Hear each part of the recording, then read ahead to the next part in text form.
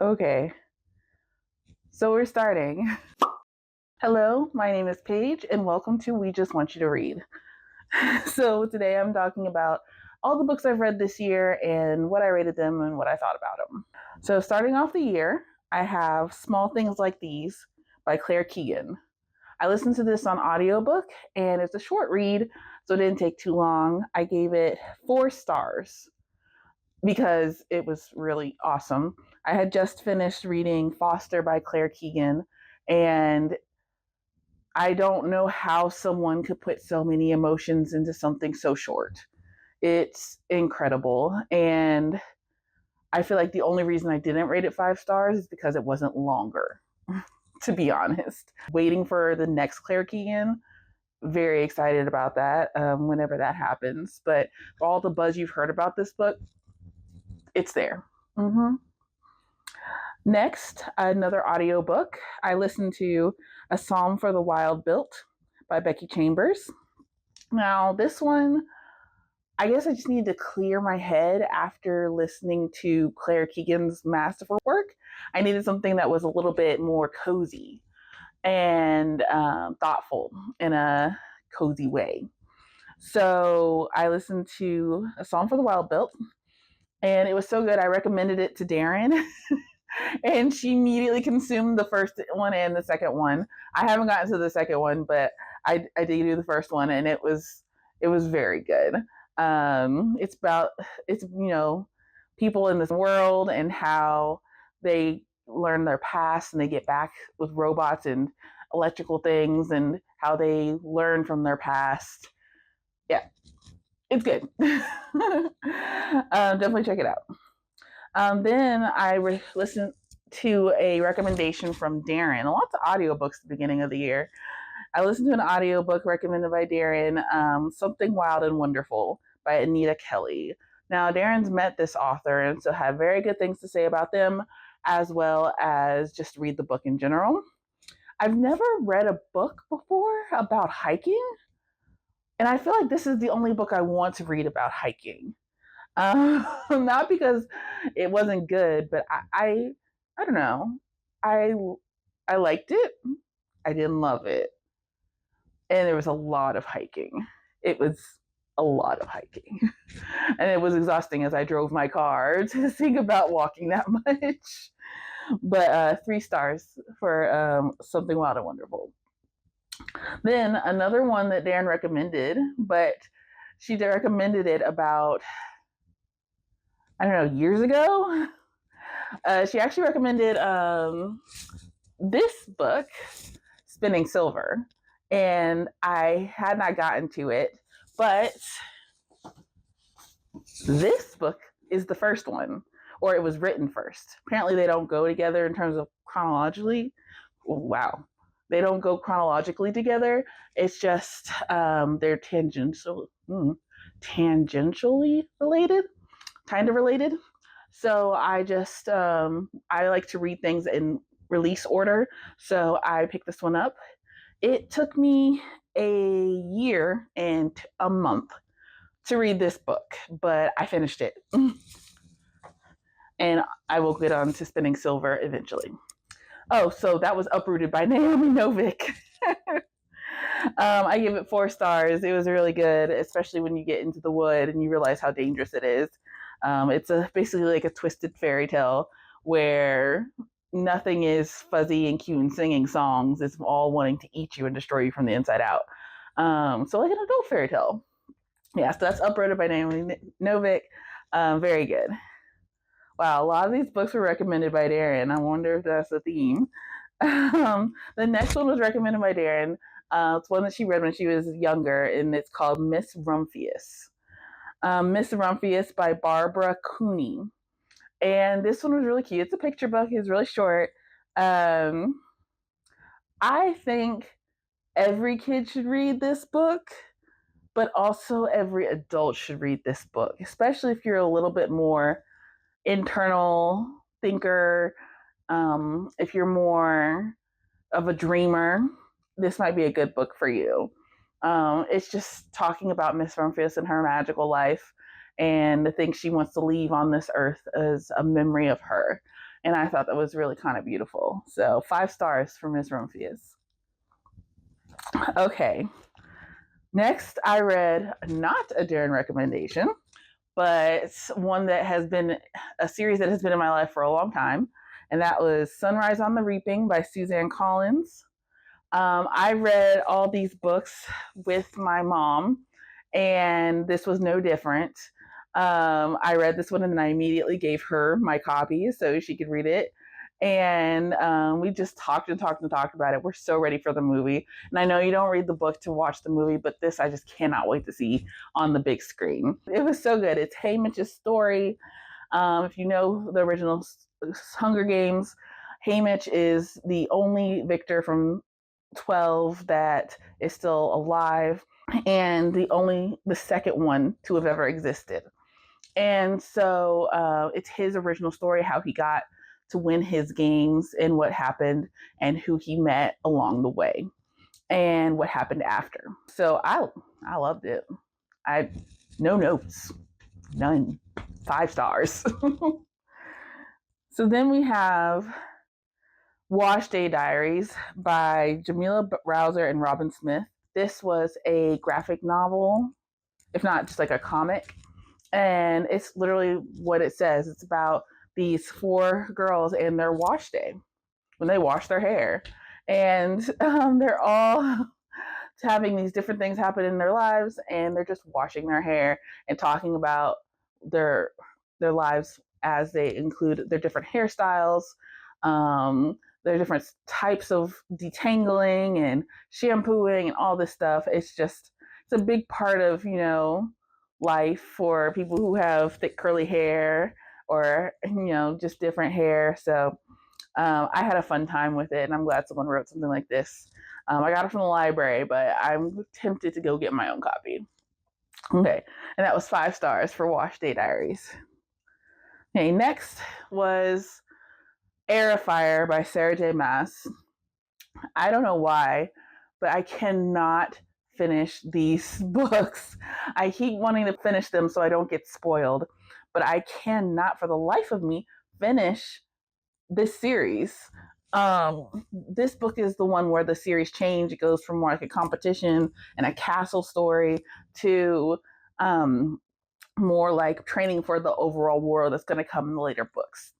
And I only read so far the first time around because the other books didn't exist when I finished and caught up. So now I'm reading back from the beginning and starting over again. And it is taking a time, goodness. But I did like this one. The second time around, I liked it more. So instead of 3 stars like I gave it the first time, it's 4 stars now. I definitely enjoyed the different points of views, seeing the characters grow and realize their mistakes. It was very well done. So 4 stars for Air of Fire.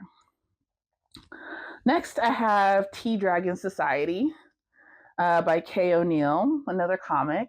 I had seen this one floating around a bit, and I thought, why not? So I picked it up, and it was okay. It was very sweet. It was very cute. I know there's more books in the series, but I don't think I want to continue. I think I was fine just how it was. I gave it 3 stars because of those cute little dragon illustrations they had. But just 3 stars. Next, I read with my coworkers Twilight. I did an audiobook, and boy, did I have fun. Oh, yeah, sorry, Twilight by Stephanie Meyer. Boy, did I have fun. Oh, my goodness. It was such a fun time, and that is not ironic. That is not sarcastic. I had fun reading this book, consuming this book. I don't even know what else to say. Everyone knows what Twilight's about. If you don't, it's vampires that sparkle. That's all you need to know. Grab the book right now. Yeah, so I picked up Twilight and had a great time, and we're reading the rest of the series now, so it's just a fun time to be had by all. Next is another comic, Lore Olympus, Volume 1 by Rachel Smythe. I knew nothing about this at all. And so I decided to pick it up because volumes 1 and 2 were available at the library. And so I picked it up, and oh my gosh, I could not read that far. I read volume 1, and I barely made it through. Couldn't. It was mm-mm, mm-mm, no. Mm-mm. I mean, the art was gorgeous. Gorgeous. But that's not going to get me through 10 volumes.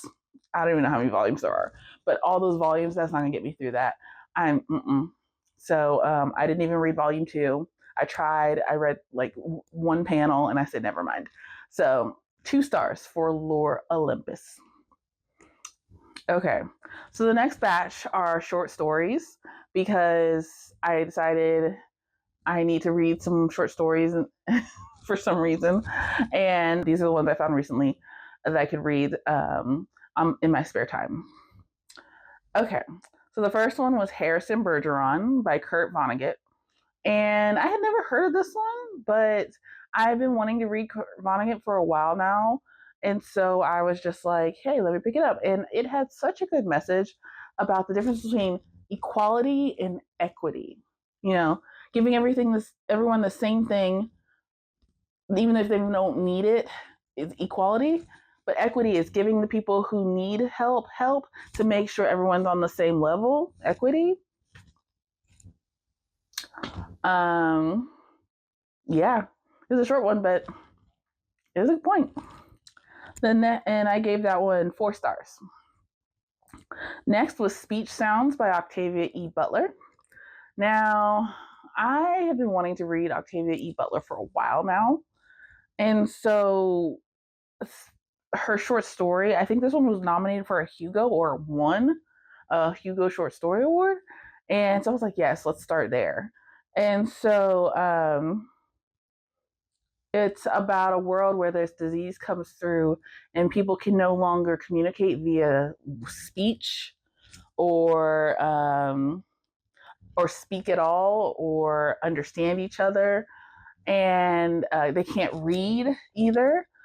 Depends on how hard the disease hits you, because for most people it just kills them, but for the people who survive, they're severely lacking in the skills that they had before. So society has basically crumbled. Not basically, society has crumbled, and people can't read books, people can't read signs, they can't speak to each other. It's madness.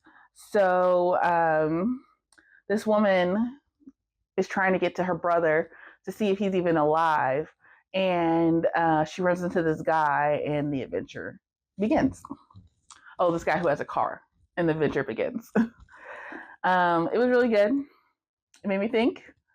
And I'm going to be grabbing some Octavia E. Butler soon, I'm sure. So, I mean, I've read her before. I read Parable of a Sower, but read some more. I'll read some more. And Speech Sounds was 5 stars. Then were some rereads for me, short story rereads. I read A Perfect Day for a Banana Fish by J.D. Salinger. I read this one years ago, so I knew the ending. But because I knew the ending, the beginning made a lot more sense this time. And I really loved it. It just made a lot more sense. And I honestly don't want to say anything to spoil it. Just read A Perfect Day for the Banana Fish. It's really good. And I gave it 4 stars. So next was The Lottery by Shirley Jackson. This was the only Shirley Jackson I've ever read, but that's okay. I'm going to read more of her, especially in spooky season. The Lottery we watched in high school. I think we read it and then we watched it, or maybe we just watched it, so I knew the ending, of course. But again, this is another one where it's like hindsight is 2020. When you see that again for the first time around, it's really interesting. So I think it was well done. I think what she's trying to say with how people live in the past and they do things because that's what we've always done, and not moving forward with new information is a very timely message. So I gave it 5 out of 5 stars. And so finally, this is a speech, The Transformation of Silence into Language and Action by Audre Lorde. This was my first Audre Lorde, and I decided not to rate it. It's one of those things where it seems wrong to put a scale on it, and you just want, I don't know, you just want it to exist the way it does. You don't want to put a rating on it. Yeah, that's all I can say. It was very good. I probably need to read it once a week, to be honest. But it is having me interested in her other work. I don't even think I own any of her other work. So we'll see. And that was an essay, not a short story, but that was the last thing I read. So I've read 16 things this year so far, and this is what they are. So thank you for listening to me ramble. And the next video I'm sure will be from Darren, or if not, the previous one was from Darren. So welcome again to We Just Want You to Read, and we'll talk to you later. Bye.